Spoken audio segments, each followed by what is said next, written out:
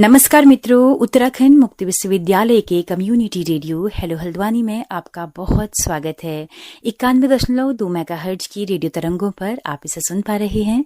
हमारे स्टूडियो में आज मौजूद हैं उत्तराखंड मुक्त विश्वविद्यालय की नवनियुक्त कुलसचिव डॉक्टर रश्मि पंत। 16 साल का आपका शिक्षण का अनुभव है।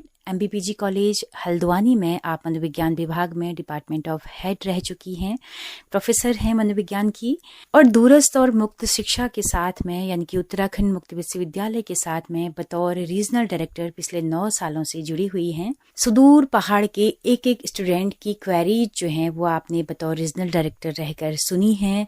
बहुत फेमिलियर हैं आप दूरस्थ और मुक्त शिक्षा के साथ में।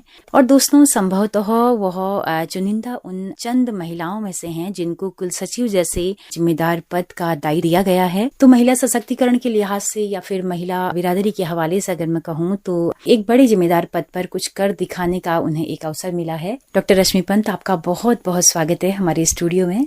धन्यवाद आपका बहुत बहुत। तो मैम, सबसे पहले तो ये जानना चाहूंगी कि उत्तराखंड मुक्त विश्वविद्यालय जिनके साथ आप पिछले 9 सालों से जुड़ी हुई हैं, तो ये पूरा जो माहौल है ये आपको कुछ नया नया सा लग रहा है या ऐसा लग रहा है कि हाँ अपने ही घर में आई हूँ? नहीं, ऐसा कोई बहुत नया कुछ नहीं लग रहा है। जी जी। क्योंकि रीजनल डायरेक्टर के पद पर भी रही तो वो भी एक प्रशासनिक पद ही था। बस अंतर इतना है कि वहाँ थोड़ा सा काम किया, दायरा थोड़ा सा था, यहाँ दायरा बढ़ गया है यूनिवर्सिटी में आके, और बहुत अच्छा लग रहा है। यहाँ पे ये सोच के आई हूँ कि जो भी हो वो सकारात्मक हो। बाकी अंदर से एक डर या फिर या कहें कि एक ये भी है कि कुछ बेहतर ही करना है। महिलाओं पर जिस तरह से होता है कि नहीं अच्छा नहीं कर सकती हैं या कमतर ही होती हैं, तो वो एक चुनौती भी साथ में। बिल्कुल बिल्कुल सही बात आपने कही। उसी को हटाना है, उसी के लिए आई हूँ कि महिलाओं को लोग ये इस पद पे देखना भी नहीं चाहते। उन्हें लगता है ये नहीं कर पाएगी। जो आपने डर की बात कही, बिल्कुल डर नहीं है, कोई डर नहीं है। अगर आप सही काम करते हैं तो आपको किसी का डर नहीं है। काम आप सही करिए, सकारात्मक तरीके से करिए, तो मुझे नहीं लगता डरने की आपको कोई जरूरत है। और मुझे ये शासन ने यहाँ पर भेजा है। जिस दिन मुझे भेजा तो उस दिन शायद मैं बहुत खुश थी। खुश इसलिए थी क्योंकि मुझे लगता था कि मैं इस यूनिवर्सिटी से जुड़ी हूँ, तो यहाँ पर की जो भी है हर जगह कमी और वो सब जगह रहती है। ऐसा नहीं है कि हम कहीं पर भी रहे वहाँ कमियां ना हो या अच्छाइयां ना हो। यूनिवर्सिटी ने आज बहुत ग्रो किया है इतने सालों में। यूनिवर्सिटी ने उत्तराखंड में जो है एकमात्र जो हमारी यूनिवर्सिटी है डिस्टेंस एजुकेशन की, हमने बहुत सारे स्टूडेंट को मुख्य धारा से जोड़ा है। मुझे ऐसा लगता है कि इसको धीरे धीरे और बेहतर कर पाऊंगी शायद। मैम, रीजनल डायरेक्टर रहते हुए क्या क्या स्टूडेंट्स की क्वेरीज आपके पास आती थी जिन्हें आपको लगता है कि हाँ अब मैं उन्हें पूरा कर सकती हूँ? बहुत सारी क्वेरीज, क्योंकि स्टूडेंट तब मेरे से डायरेक्ट कांटेक्ट में रहता था। एग्जाम को लेके, एडमिशन को लेके, डिग्री को लेके, बहुत सारे जितने मुद्दे हैं सभी चीज की क्वेरीज आती थी। और उसके लिए जितना भी हो सकता था मैंने अपने स्तर पर हर संभव प्रयास किया है कि स्टूडेंट को कहीं से कोई दिक्कत ना हो। मैम, किताबों का एक मसला हमेशा ही रहता है, इस बार थोड़ा ज्यादा वो दिक्कत थी, तो उसको कैसे सॉल्व करेंगे? क्योंकि दूरस्थ बच्चा बैठा है, उसके पास कोई टीचर भी नहीं है पढ़ाने के लिए, उसको किताबों से ही पढ़ना है। अगर वो ही वक्त पर नहीं पहुंचेंगी तो उसको लेकर क्या आप अभी से किस तरह से सोच रही हैं? बिल्कुल सही बात कही आपने। किताबों का एक बहुत बड़ा मसला है, क्योंकि इस वक्त यूनिवर्सिटी में करीब 90,000 विद्यार्थी जो है अध्ययन कर रहे हैं। और ये एक बड़ा ही कहना चाहिए ऐसी चुनौती है हमारे पास किताबों की। 90,000 विद्यार्थी हैं और वो विद्यार्थी जो है सारे ही क्लासेस के हैं। हमारे पास इस वक्त बहुत सारे कोर्सेज चल रहे हैं। तो मेरी ये कोशिश है, आते ही मैंने किताबों पर ही फोकस किया। लास्ट ईयर कुछ इस तरह की प्रॉब्लम थी कि कुछ प्रिंटर्स वाली जो भी बात रही होगी यहाँ पर, क्योंकि मुझे वो बहुत सारी जानकारी उसकी नहीं है।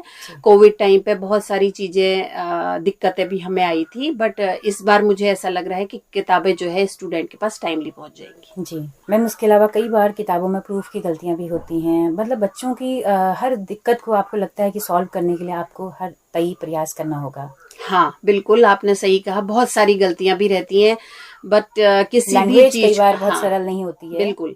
एक्चुअली ये होता है कि बुक्स जो होती हैं हमारी, क्योंकि हम अपने से तो उसको नहीं करते, हमें लिखवानी पड़ती है। राइटर्स होते हैं उसके, तो उसकी प्रूफ रीडिंग होती है। तो प्रूफ रीडिंग के बाद भी हमें कभी कभी ऐसा लगता है कि वो चीजें हमसे रह गई है, कुछ अधूरा रह गया है, क्योंकि बच्चे को वो टाइमली प्रोवाइड भी करानी होती है। तो उसके लिए हम फिर प्रयास करेंगे। एक बार उसको मैं देखूंगी फिर से, तो हमारा यहाँ पे MPTT विभाग है पूरा जो काम कर रहा है इसके लिए। कोशिश ये रहेगी कि बच्चों को कहीं से दिक्कत ना आए। मैम इसके अलावा यहाँ पे कई सारी कमेटीज बनी हुई हैं, अनुशासन की हैं, महिलाओं से संबंधित हैं। बिल्कुल। तो महिला वालों पे आपका क्या रुझान है अंदर से ही, क्या आपका मानना है कि उनको कुछ अतिरिक्त सुविधाएं मिलनी चाहिए? महिलाओं के जैसे कई सारे इश्यूज होते हैं, मंथली इश्यूज हैं, एक गर्ल्स कॉमन रूम होना चाहिए, वहाँ पे दवाइयों का किट हो, वहाँ पे सैनिटरी पैड हो, क्या इस तरह के एंगल से आप सोच पा रही हैं कि ऐसा कुछ हम फैसिलिटी देंगे? नहीं, ओपन यूनिवर्सिटी में गर्ल्स कॉमन रूम की बात कर रहे हैं आप या महिलाओं के लिए कॉमन रूम? मैम कर्मचारियों की जी। बिल्कुल, वो तो मैंने आते ही अब हमारा जो ऊपर सेकंड फ्लोर है उसमें कॉमन रूम बन रहा है। अच्छा। वो मैंने आते ही इनिशिएटिव ले लिया है। वहाँ पे पिंक टॉयलेट पहले से बना था, आते ही क्या है कि इसमें कॉमन रूम बनेगा और जो आपने मुझे चीज कही है वो सारी वहाँ पे व्यवस्था आपको मिलेगी। ये बहुत एक हम सब तमाम महिला कर्मियों के लिए एक बहुत अच्छी खबर है। आप वहाँ पे जाइए, बीच में मैं आपको बता रही हूँ, बीच में जाइए आप। मैं ये कह रही हूँ आपसे कि कंटिन्यूअस हम काम नहीं कर सकते, ठीक है? हमारा लंच टाइम होता है, उस पे है, उसमें वहाँ पे जाइए, बैठिए, आप बातचीत करिए, क्योंकि हमें बातचीत करना बहुत जरूरी होता है, तभी हमारी बहुत चीजें सॉल्व होती है। बिल्कुल बिल्कुल। तो बहुत अच्छी खबर है और तमाम सारी महिला कर्मी आपके आने के बाद से बहुत उत्साहित भी हैं। तो मैम उसके अलावा उत्तराखंड मुक्त विश्वविद्यालय में अभी NAC की टीम आ रही है, किस तरह से आप पूरा जायजा ले रही हैं इंतजामों का, क्या क्या चुनौतियां आड़े आ रही हैं? आपके आते ही एक बड़ी चुनौती आपके लिए ये है? कोई दिक्कत नहीं है, चुनौतियां होंगी तभी उसको करने में मजा आता है।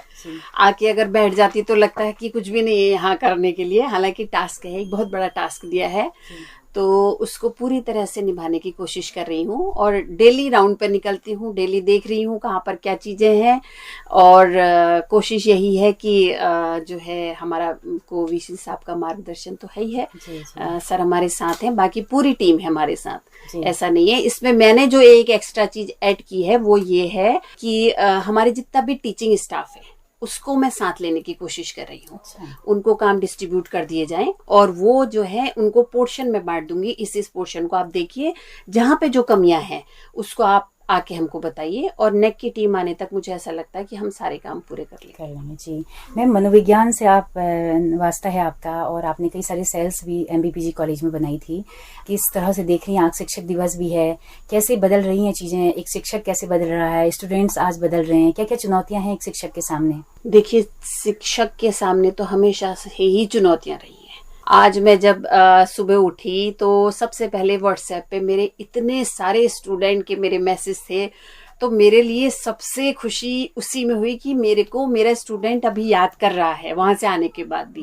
तो इससे खुशी की बात और कुछ नहीं हो सकती कि मैं यहाँ पर आ भी गई हूँ। मुझे ऐसा लगता था कभी कभी कि मैं इन बच्चों से दूर हो गई हूँ जो मेरे कांटेक्ट में थे, बट ऐसा नहीं है। अगर आप एक शिक्षक के रूप में अच्छा काम करते हैं तो वो बच्चे आपको हमेशा याद रखते हैं, ठीक है? भले ही हम उन बच्चों के चेहरे कभी भूल जाते हैं क्योंकि हमारे पास बहुत से लोग होते हैं, बट इसमें एक आज जो मॉर्निंग से मुझे जो खुशी हो रही है वो इसी चीज की है कि मेरे इतने सारे बच्चे और उसमें से कितने बच्चों के मुझे फोन आए कि मैम आज हम आपसे मिलना चाहते हैं। तो मैंने कहा वेलकम, आप आइए। तो चुनौतियां तो हर फील्ड में हैं, चाहे आप प्रशासनिक में हो, चाहे आप शिक्षक के तौर पे काम करें।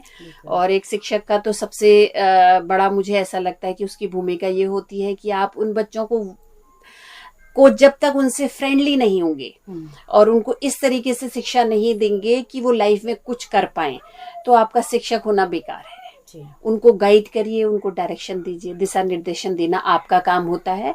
बाकी फिर उनकी कैपेबिलिटी पे डिपेंड करता है कि वो कितना कर सकते हैं। बिल्कुल मैम, तो मनोविज्ञान विषय आपका रहा है, एक लगाव होता है, तो यहाँ पर जो मनोविज्ञान विभाग है उसमें कुछ अतिरिक्त आप करने की सोच रही है? बिल्कुल बिल्कुल करने की सोच रही हूँ। बहुत सारी चीजें हैं दिमाग में और यहाँ पर एक काउंसलिंग सेल की भी मैं सोच रही हूँ कि ये हमारा स्टार्ट हो जाए, क्योंकि जो यहाँ फैकल्टी है उनसे मेरी लगातार बात हो रही है। वो बता रहे हैं कि काउंसलिंग हम करते हैं, स्टूडेंट आते हैं या कर्मचारी कोई है, किसी को इस तरह की दिक्कत आती है।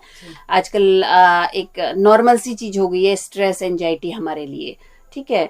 तो हम कभी बातचीत करते हैं तो हमको थोड़ा सा बातचीत करने में ही वो चीजें लगता है कि हम रिलैक्स हो गए। मेरे शुरू से आते ही ये था, मैंने उन लोगों को बुलाया था तो उन्होंने कहा था कि नहीं मैम, अगर ये करवा दे तो हमारे लिए बहुत अच्छा रहेगा। तो कोशिश है मेरी कि NAC आने से पहले ही मैं इसको थोड़ा सा स्टार्ट करवा दूं। जी जी मैम, चलते चलते हमारी जो तमाम कर्मचारी जिनकी रीढ़ पर ये विश्वविद्यालय खड़ा है, एक तरह से MPDD से लेकर एडमिशन से लेकर एग्जाम से लेकर सारे विभागों में जो बटे हुए हैं, जो बिल्कुल लेमैन स्तर पर काम करते हैं, उनके हवाले से एक सवाल मैं करना चाहूँगी कि इतने सालों से विश्वविद्यालय को अपनी सेवाएं दे रहे हैं और बहुत कम मेहनताने में यहाँ पर हैं। काफ़ी अभी पिछले दिनों भी काफ़ी बातें हुई, कुलपति महोदय ने सुनी।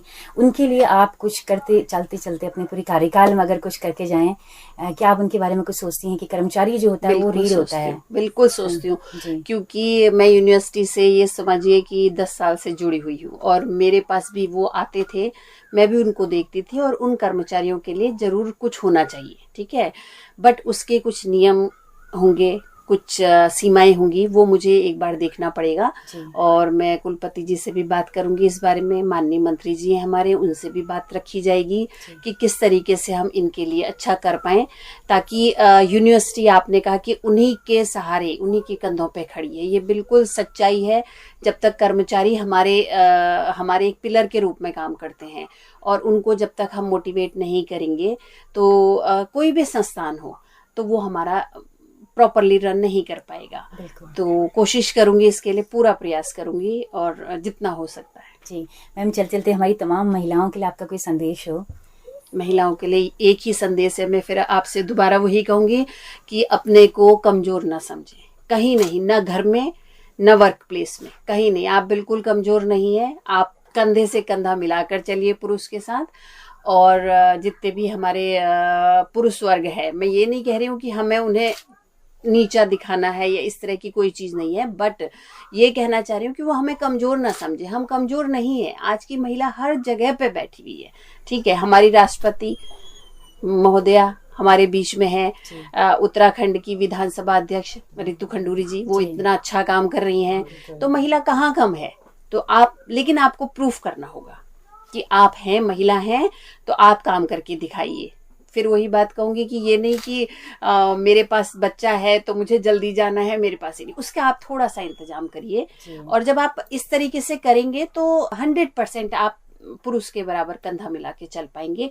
और हम अगर महिलाएं एकजुट होकर काम करें तो मुझे लगता है समाज में बहुत बड़ा परिवर्तन जल्दी देखने को मिलेगा। तो यहाँ पर मेरा एक प्रयास यह है, जो मैं शुरू से ही सोच के आई हूँ, कि मुझे एक महिलाओं की पूरी टीम बनानी है यहाँ पे और उनको काम डिस्ट्रीब्यूट करने हैं। और मुझे ऐसा लगता है कि अगर ये सब चीजें हमारी शुरू होंगी तो शायद उनका कॉन्फिडेंस लेवल भी बढ़ेगा और वो अच्छा काम और कर। तो बहुत बहुत शुक्रिया मैम। हमारे कुलपति महोदय जी ने भी वैसे महिलाओं के लिए यहाँ पर काफी कुछ किया है, क्रैच का कर ही रहे हैं, और महिला स्टडी जो कोर्स की बात थी उस पर भी उन्होंने बोला है कि हम कर रहे हैं। लेकिन आपके आने से हमें और ज्यादा उत्साह है कि और कुछ बेहतर होगा। तो हम बहुत उत्साहित हैं और आपको बहुत शुभकामनाएं शिक्षक दिवस की, और एज ए प्रशासक भी आपको बहुत शुभकामनाएं इस पूरे अपने कार्यकाल की। जी आपका बहुत बहुत शुक्रिया, आप रेडियो में आई, और उम्मीद करते हैं कि रेडियो और वीडियो माध्यम को भी आप संज्ञान में लेकर इनके लिए भी कुछ बेहतरी के लिए काम करें। बिल्कुल बिल्कुल कोशिश कर रही हूँ, क्योंकि अभी तो 1 महीना भी पूरा नहीं हुआ है, और कोशिश है कि जितना भी रहूंगी यहाँ पर शायद यूनिवर्सिटी के लिए अच्छा करके जाऊंगी। जी तो दोस्तों मित्रों, आप सुन रहे थे उत्तराखंड मुक्त विश्वविद्यालय की नवनियुक्त कुलसचिव डॉक्टर रश्मि पंत को। बहुत सी बातें, बहुत सी योजनाओं पर उन्होंने बात की। अगर आपको ये बातचीत पसंद आई हो तो अपना फीडबैक हमें जरूर दीजिएगा। जैसा कि हम बताते हैं कि हमारा रेडियो एक सामुदायिक रेडियो है, एक कम्युनिटी रेडियो है, जिसकी पहुंच रेडियो में केवल हल्द्वानी शहर तक है। लेकिन अगर आप दूर दराज पहाड़ों में या देश के किसी भी हिस्से में इस रेडियो को सुनना चाहते हैं तो हमारे यूट्यूब चैनल के जरिए आप इन कार्यक्रमों को सुन सकते हैं। हेलो हल्द्वानी नाम से हमारा यूट्यूब चैनल है, फेसबुक पेज है। आपके फीडबैक का बहुत बेसब्री से हमें इंतजार रहेगा। इसी के साथ अपनी रेडियो मित्र सुनीता भास्कर को दीजिए इजाजत। नमस्कार।